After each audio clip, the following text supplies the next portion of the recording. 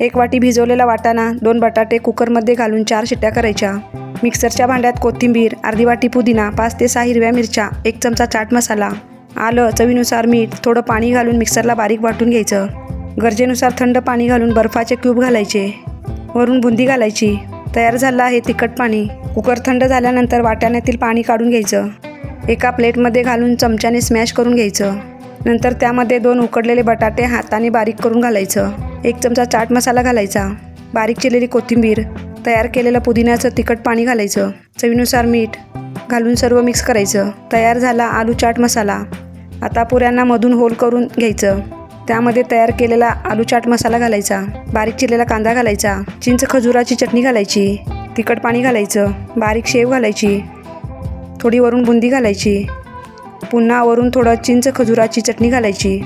तयार झाली मस्त चटपटीत घरच्या घरी पाणीपुरी।